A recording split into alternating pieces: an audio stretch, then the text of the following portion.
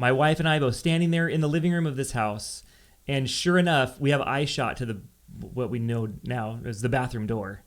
And no kidding, somebody opens up the door a crack and says, "I'll be right out." And they're sitting on the toilet in the bathroom. Wow. So we immediately back out of the front door. Thinking about a career in real estate, or maybe you're already in and you've been grinding for a while, but you feel like you're stuck? Hey, come hang out with a couple of guys who have been there, done that, and who love showing agents all the secrets for free so you can get where you want to go. Come on in. Everyone's welcome at the Lockbox Lounge. All right, ladies and gentlemen, hey, welcome to the Lockbox Lounge. My name is Anthony. I'm one of your hosts. I'm here with my friend Rick Boone. Yeah, and we are going to be talking about some great stuff in the real estate space. You know, this is our inaugural post, our inaugural podcast, right? Our episode, right? So we're just kicking it off and going to have some fun with it, with you guys, if that's okay. So you ready to get going? Yeah, thanks for joining us. And we hope that there is purpose behind this for all of you watching. Absolutely, yeah. And, and just to be clear, what we're all about and what we're trying to do here for you guys is one of the things that I've found out being an agent in the field, and we'll talk about who we are here in just a few minutes, but, there's a lot of training and podcasts and other sources that are out there, and a lot of them, they're geared towards the mega producers, and they're geared towards promoting those mega producers and what they're doing and things like that. When the reality is that might be a small percentage of the agents who are out there who just kind of need something a little bit more realistic, right? Realistic about what the real estate business has to offer them and how to have a good, successful career, right? Yeah, and my hope too, in line with that, is to be practical. So that we're talking about stuff that's real, it's real life things. It's not in 10 years to make millions of dollars. It's what you can do today. What you can use that's functional, and hopefully some education in there as well. Absolutely, yeah. So we hope you guys will stick around and join us and follow us in our journey as we continue on this podcast series. Because I just have a passion for helping agents. It kills me when I see two things. I see agents get in the business with the hope of having a successful career, only to get out of the business broke a couple years later. But I also have a passion to help agents really be able to figure those things out fast, accelerate time, compress time, if you will, to get to that point where they can actually make money. I'm going to say it, I don't really like this word, but for the average person, right? For the average person, because I don't know if any of you guys are going to hit that $120 million a year gross commission income. Sounds fabulous and exciting and sexy and all those things. Realistically, statistics show us that that's not going to happen, but we're going to show you how to have success with that.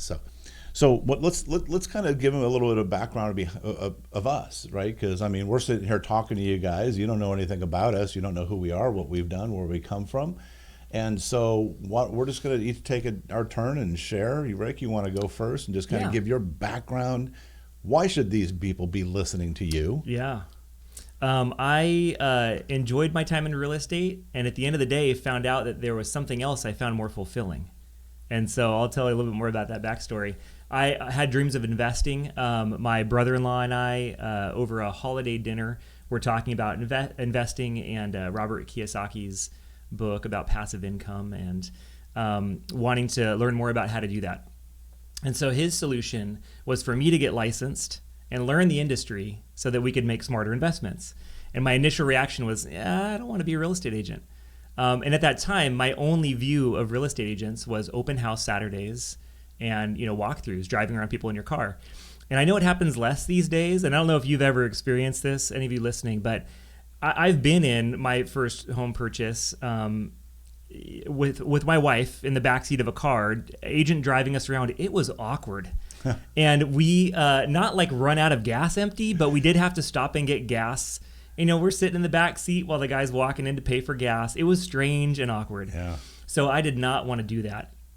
And so as he convinced me to become an agent, I realized that that there were these niche markets of real estate that I just didn't know about. It doesn't have to be single family homes, although that's the vast majority. And if you enjoy doing that, it's fine, right? So I really wanted to focus in it as an agent to learn about the area of apartment buildings because we wanted to buy and invest apartment buildings. And so that's what I focused on as an agent. So I started taking classes at a local community college. And I joke with some of my students about this, but I got a D in my real estate principles class because I brought up in class this idea of investing, right? Yeah. And the teacher right off the bat said, "Yeah, I'm sorry, you're going to fail." And so my initial reaction was like, "Well, how?" Don't listen to that teacher. Don't listen to that teacher. He said you have to sell single family homes to be successful in the industry. And I said, "Well, I don't want to do that. I want to sell apartments because I want to invest in apartments." And he said, "Sorry, you're not going to make it." And so I still wasn't totally beat down after that conversation. I actually went out and bought him a beer at his favorite bar because I really wanted to dig in. And this is, the guy that knew everything at that moment in time for me. And I started asking him, how can I do this? How is this supposed to work? And he just continually told me that I had to sell single family homes. And so I got a D in his class, was not very invested, right? But the Department of Real Estate allows you to have a D actually, and we'll take credit for that. D's get degrees. But from that experience, I really branched off and was able to, from a friend of a friend, sat really close to somebody who was a pro, a lifer, very successful sales agent, and just listened to everything he had to say. I listened to every phone call he said, and I had never really sold anything prior to that other than I did make balloon animals for a couple of years in college. But so I listened to everything he had to say. And later on, as he needed help and got busy, I actually started working hourly for him, doing paperwork and filing and that kind of thing. And then eventually became partners with him. And I'm so grateful for that experience because I really, truly learned about sales and about real estate from him. As I started selling more and more and was in it full time for 9 years, selling wholly apartment buildings outside of some friends in our own homes, I realized I started teaching part-time at nights. And so I just realized that I really enjoy teaching. It's really fulfilling for me. And the day in and day out of sales was kind of grinding on me. So I was in for 9 years full-time in real estate and then transitioned into higher education and teaching and coaching in a little bit different way, more on the front end. But I enjoy teaching and really find that fulfilling and still involved in real estate. Right.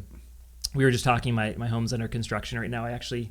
My wife's like, "You have paint on your hands." I was like, "Oh, I'm not going to wash." So, I was real building life, stuff today. right? Yeah, real life. There you go. Practical real estate. Absolutely. So I'm still involved in real estate. Still enjoy problem solving in real estate. I think that's one of the fun, creative parts that I got to experience as an agent that I enjoyed. And I'm just happy to be here to share that experience and that practical knowledge and help out anybody else that's and give tuning them. in. Just so that they understand really where you sit in that education level.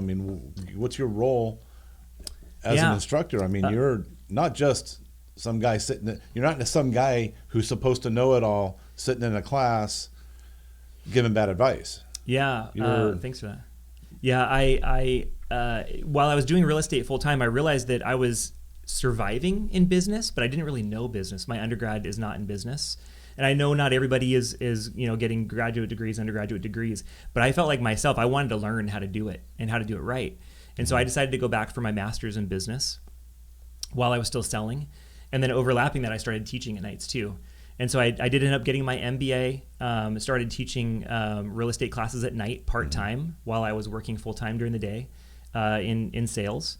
And eventually moved on into the university, earned a doctorate in organizational leadership, and now I teach full-time at Irvine Valley College, and teaching. I'm the chair of the real estate department here, and I just really enjoy teaching real estate and business both. And there's a few things to unpack here that we just heard that I think you guys want to pay attention to. First of all, being the chair of a real estate department, like I said, it's not just a guy coming in and going, "Oh, I need a job, so I'm going to teach real estate." And teach one aspect of it. You've got multiple instructors that you're overseeing that are teaching all different aspects of real estate. Yeah. The other thing that I want to point out too, and I think that this is something that I feel very strongly about, is, a lot of agents, they get started in this career and then they go, do I go to a college and take real estate courses, or do I take a crash course that I pay, you know, 3, 4, $500 for, Yeah. and they guarantee I'm going to pass the test. And from my perspective, and what I did too, was because I was presented with that opportunity when I started 26 years ago. Mm-hmm. I said, you know what? No, I'm going to college, and I'm committing myself, and I'm dedicating myself towards it. And I went to night classes after work. Yeah. And you know, and it's funny because a lot of the things that I learned there, it really helped me move into my career in a way that there's no way I don't think a crash course would ever do it, because those crash courses are geared towards just pass the test. Yeah. They don't teach you about anything about sales. They don't teach you anything about the different niches in the industry. They don't teach you about, you know, all kinds of things. But one of the other things that I've always found interesting is the investing part, right? As a real estate agent, you were told by your instructor, don't invest. Yeah, right. That I What? had to sell homes. I know. You got to right? be kidding me. So I've been doing probate for 20 years.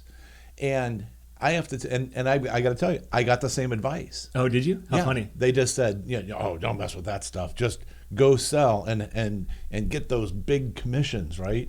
And, you know, over the years, it just kind of became known as commission breath. You know, everything was commission, commission, commission, commission, you know.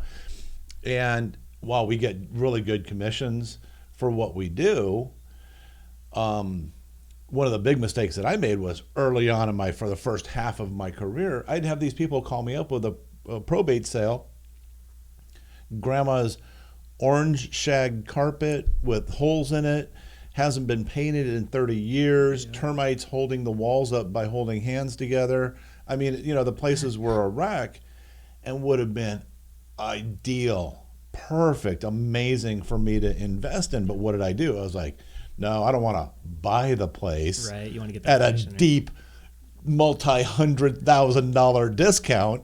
Instead, I want that $15,000 commission, right? And I was like, oh, and it took me a while to figure that out. So I think that's important, and I think that's what's going to be something as we move forward. You're going to get a lot of value out of learning that aspect of it from Rick here, from the investing and whatnot. And so, and then just the fact that you did it for, you know, you were out there for 9 years, but you were taking a little bit different a path than the residential side of it. Right. Yeah. And I think one of the things that I took away from that experience in those years and kind of doing the atypical transaction in homes was the problem solving aspect.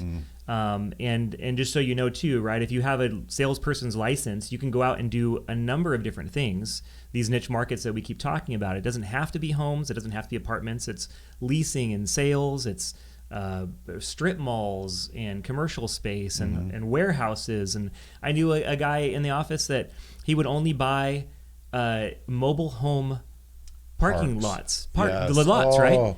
So he would collect the checks, right, from the owners of those tin cans, and that's how he made his money as an investor himself. Early in my career, I had a guy come to me and said, "Hey, we're buying storage facilities." Oh yeah, and places to build storage facilities, and I'm like, huge storage facilities. That doesn't sound very fancy. Yeah, it's not very fancy, and a place for people to put their junk. Oh, they're huge. I kick myself every day that I did not, get in on that, because I know he's just made ridiculous amount of money. It amazes me how much people store, but whatever. That's right? a whole other story. So, but well, good. Well, we're so glad that Rick is here and part of this podcast, because it just makes it just makes it well rounded for you guys out there, right? So, and this is my first podcast ever. Yeah. And so I'm a newbie. I don't know what I'm doing outside of trying to, help y'all out. So, and yourself, you're coming in with a bunch of knowledge too. What's your background? 26 years of being a real estate agent. I mean, I got my license in 1997. And the reason why I did it, there's a couple reasons. Number one, I spent, a good, my younger years growing up, and just I was hanging out with the party kids and all that stuff, and we were just doing crazy stuff.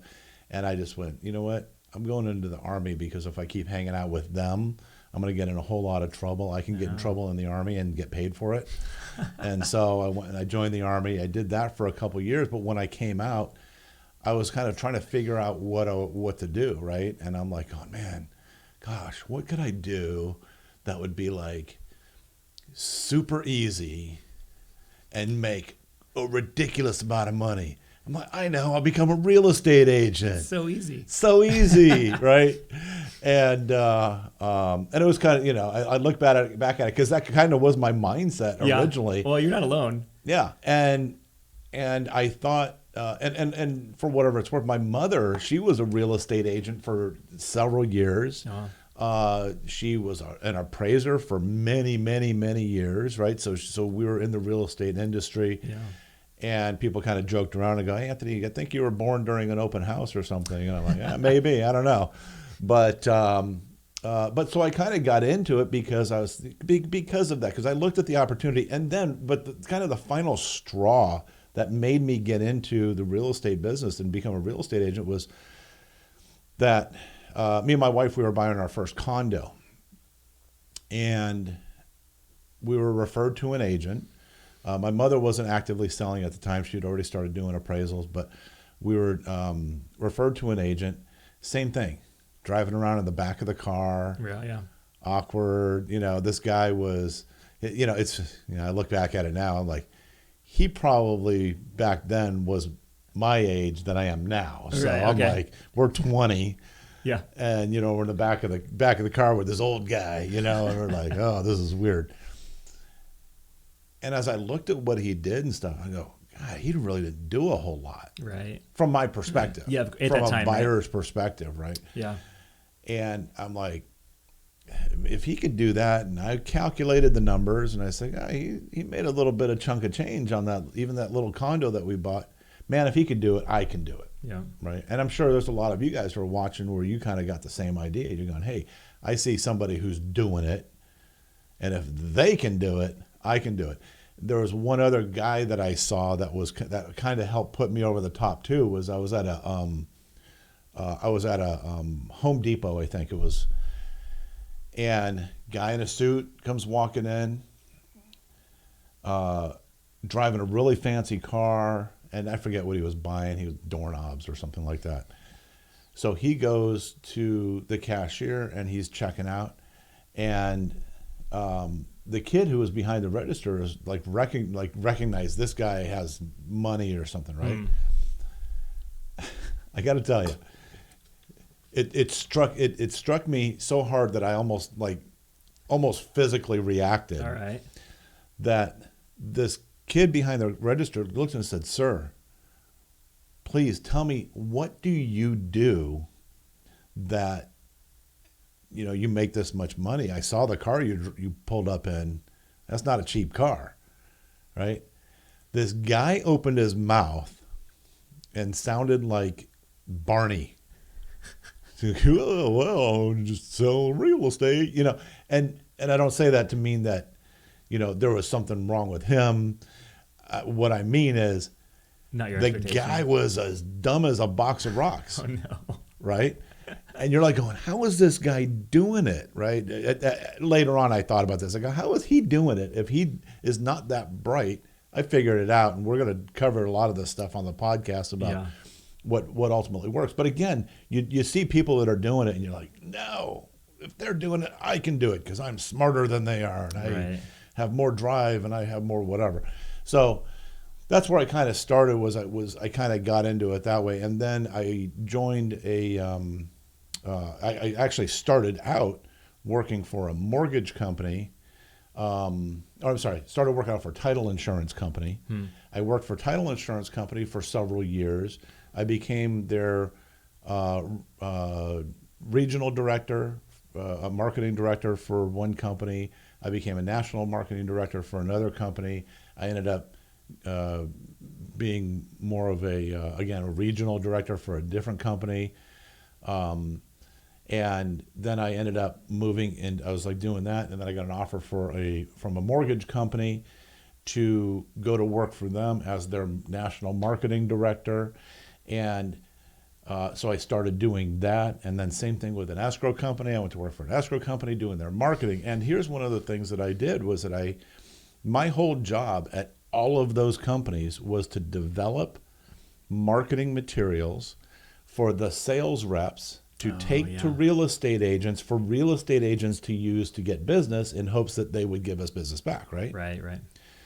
And it was when I was at the mortgage company, I was creating all this marketing material that these loan officers were giving to real estate agents so that they could use it. And they're like, oh, well, I can go get listings now, or I can go find buyers now. Yeah. And these agents weren't paying for this marketing, right? It was all free, right? Can't do that much anymore now, right? But I had loan officers coming back to me going, Anthony, oh my God, thank you so much for all this marketing material.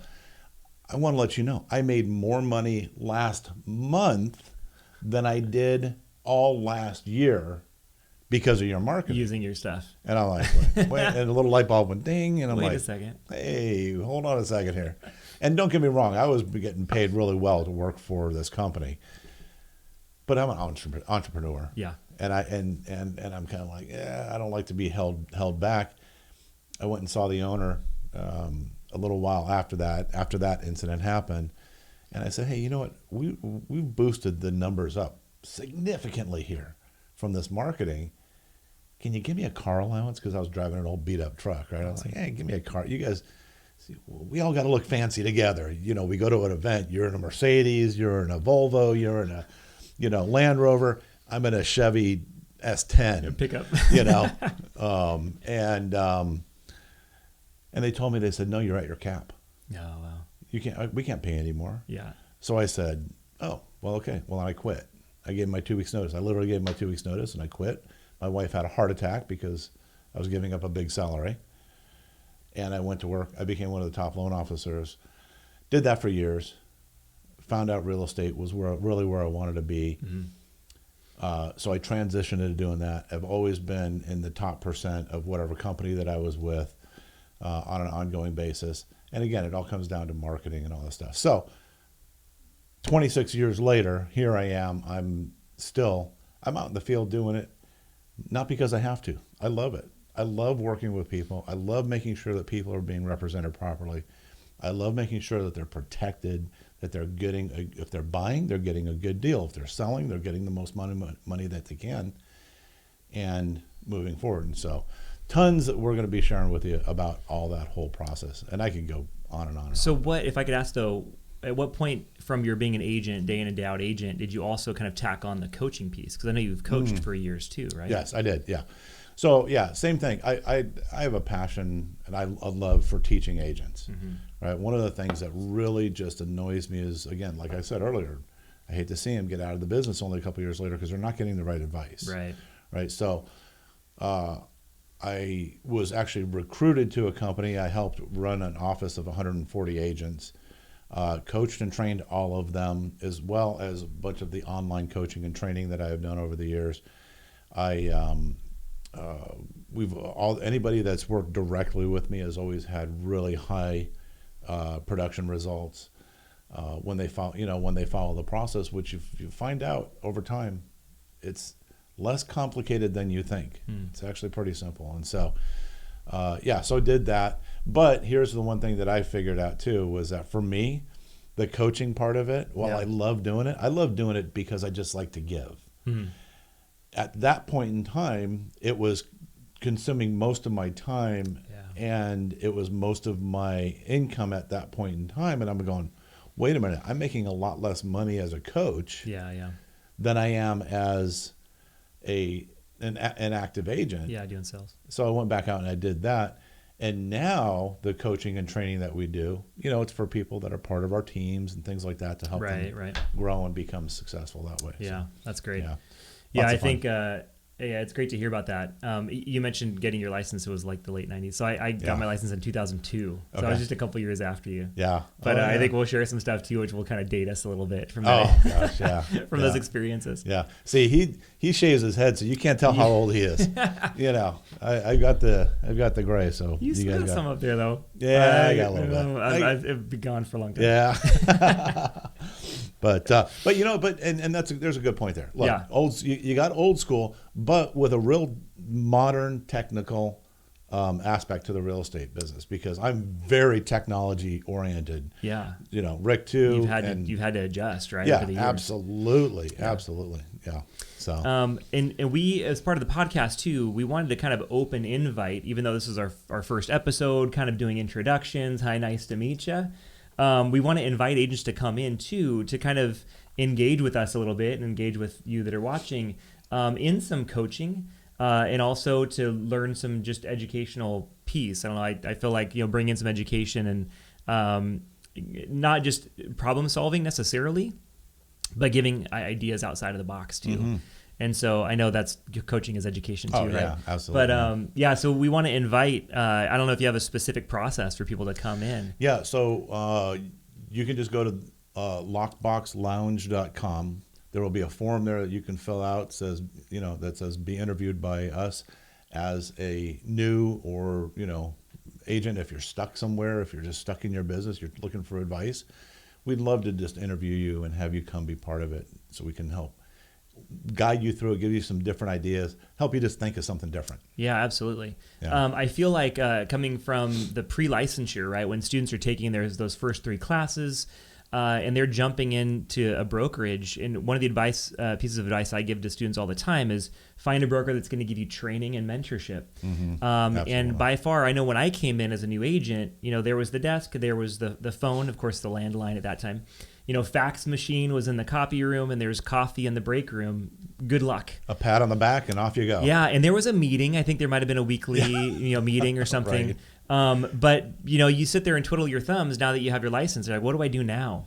Mm-hmm. And so the idea of active coaching or active mentorship, I think, is lacking with a lot of brokers, unfortunately. Yeah.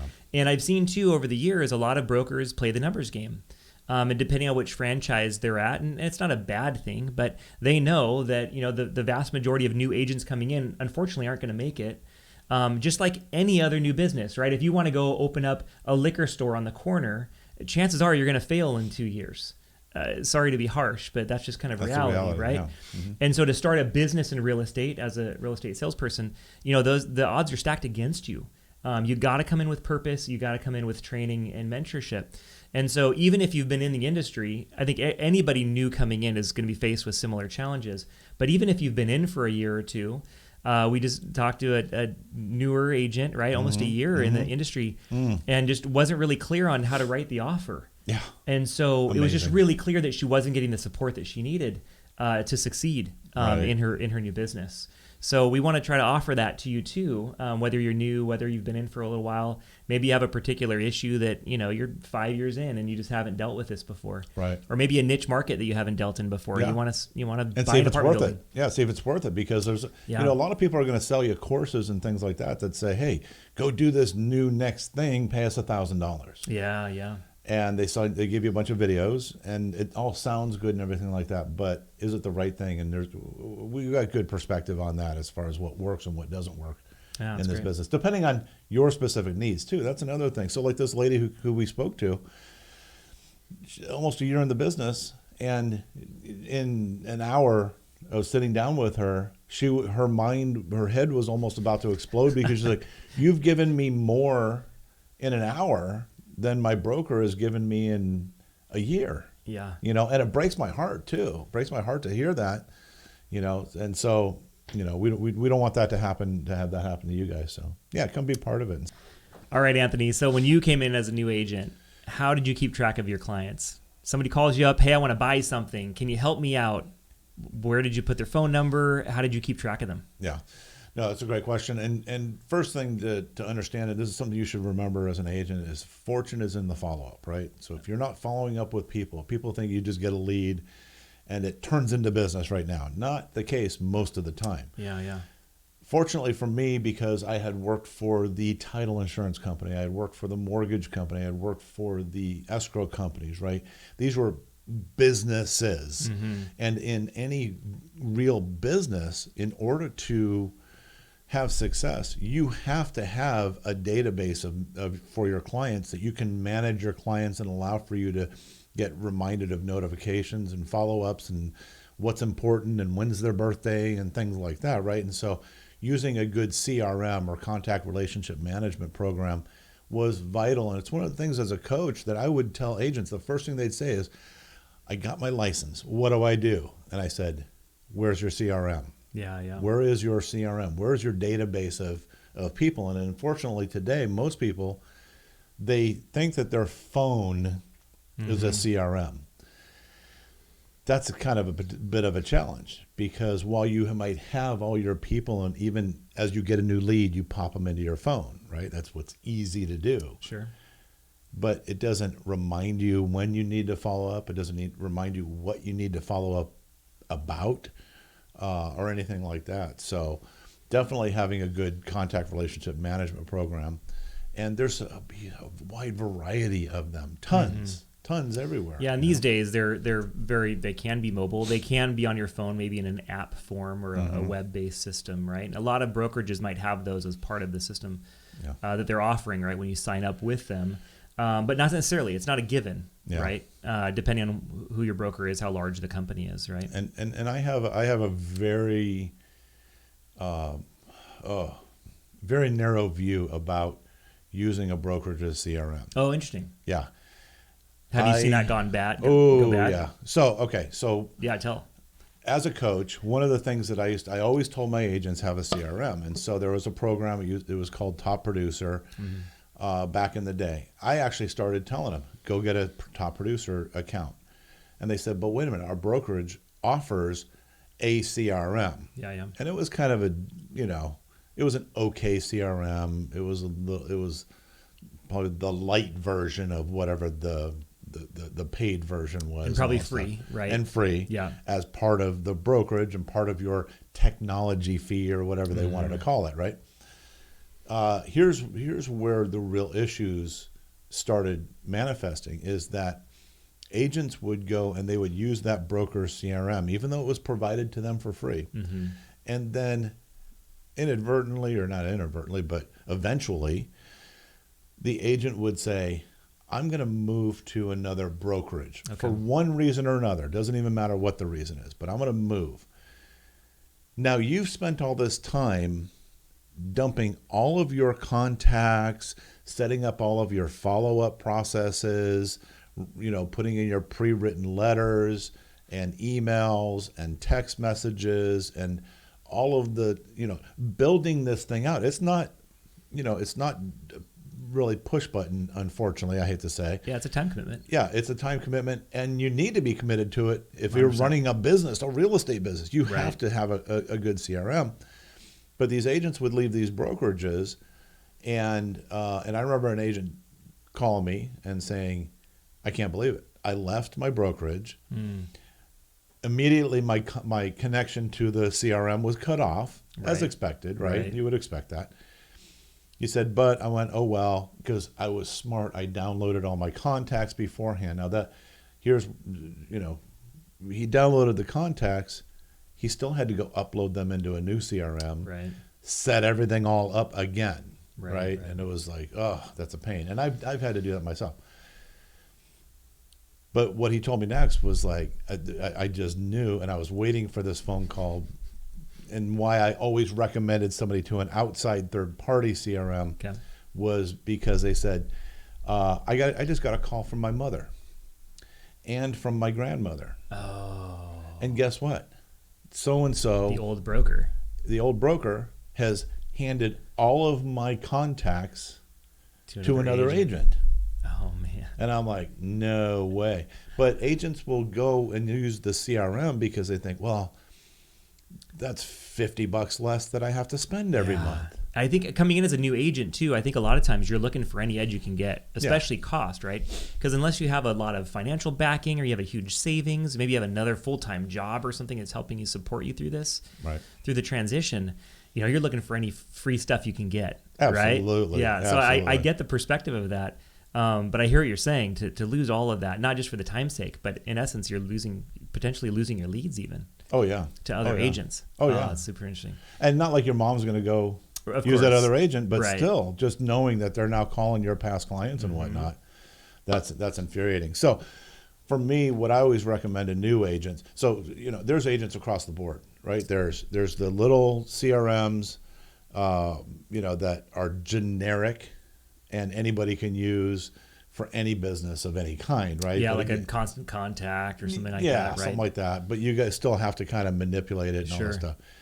There's the ones that are very highly real estate specific, but they cost you $500 to $700 to $1,000 a month. Wow. And a lot of times because they will build in advertising programs into that, and it's like, no, don't even do that. What you need is a CRM that you can start out small, place to put all your contacts, all their information, set them up on follow-up campaigns, and as your business grows, that will grow with you. Yeah, yeah. Right. So maybe pay for the amount of contacts or something of that sort, something more scalable. Yeah. Right. We're not having to pop, for that much money up front every exactly, month. Yeah.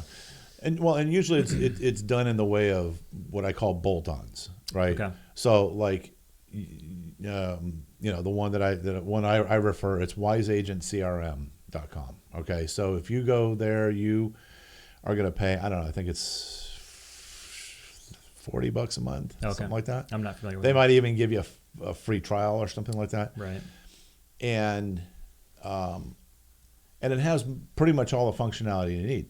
Now, as you build a team and you bring team members, well, now you bolt on other things, and then you cover that cost Gotcha. of bolting on, right? So it isn't even a number of, you could have thousands of contacts in there, and I would say take everybody in your phone, put it in the CRM. Yeah, yeah. So really important. And I would say that in general, consistency though is key. I actually just on a fluke happened to have, this was my CRM. Yes, you ready for this? When I started, it's literally a yellow paper, and there's a name and a phone number and maybe an email. At this time, not even email addresses all the time though. At this time, technology was still pretty new. We had one computer in the office. Yeah. It was a centralized computer, and on the screen was black with green text, no photos, right? You had to either go look at the property, or at that time when I first came in, they were still printing the books. You remember those books? Oh, yeah. The MLS would MLS send books, out yeah. hard copy books with like one photo, right, on a half Yeah. a page with some property information. And you had to go out and look at the properties. Yeah. So the fact that we have technology in our hands, this was, by the way, I have a date on the top of this pad. This is 2009, first quarter 2009. So this is not that long ago. But consistency, right? Of course, I would not choose to do that this day with a notepad. Back in this day, I was sitting at a desk 9 to 5 pretty much. Right. I feel like the flexibility that's demanded by clients these days, even if you're looking at more commercial buildings like apartments or investments, everybody's expecting to get a text message or to have follow-up phone calls in the car and that kind of thing. Right. I feel like time has changed a little bit from that. yeah. But yeah, I think consistency, though, is key. And I can see that maybe your own third-party tool could be more consistent for you in that way, right? As opposed to maybe switching. And here's something that somebody said once, is that the CRM that is best for you is the one that you'll use. Yeah. So it doesn't matter if it's index cards in a shoebox. Right. If that's what works for you, find a system, right? I used to use a Franklin not day planner, but Franklin planner. I loved it. Yeah. I loved it until I got my first. There was these things back in the day called Palm Pilots. Yes. Awesome. The Digital- first smartphones, right? But they didn't have a phone in it. Yeah. That's true. So, but technology grows. But Yeah. again, if you go and get some big CRM and you got it on your phone and all stuff, and you're sitting there staring at it and you're not using it, it doesn't matter. Right. It doesn't matter. Right. Write it down on business cards. Not on business cards, index cards, on sticky notes, whatever works for you. Use something so that you know, but be systematic about it though too. I think that's the key, is being systematic. And I think that's, for me, that's when I was being an agent full time, I felt like I was missing that. Like, now I have this name, what do I do with it? When do I call them back? How often do I call them back? And so that was a big learning curve. As part of the sales process. And I think for me, that's what I kind of sought that out in business school, trying to learn how to do business. And I think that's oftentimes, like you said, new agents coming in, maybe they're looking for training or they don't have any money. I want to encourage everybody that when you're coming into real estate, when you're succeeding in real estate, it has to be a business. Absolutely. You can't think of it as easy money, right? You're going to go sell a house Nope. and make a big commission check. This has to be sustainable. There has to be processes in place. And I think the person that can do that and can learn how to run a business and learn how to sell real estate, Yes. right? You have to have that, Yes. both of those pieces there to succeed. Absolutely. So think of it as a business. It's a new business, right? Yeah, absolutely. So, all right, guys. Hey, we'll be back in just a second, and we will come up or continue with the next segment of our episode. Stick with us. We'll be right back. Thanks for joining. All right, guys. Welcome back. Hey, so it is story time. We love to share stories about things that have happened in real estate. And more importantly, we want to know your stories.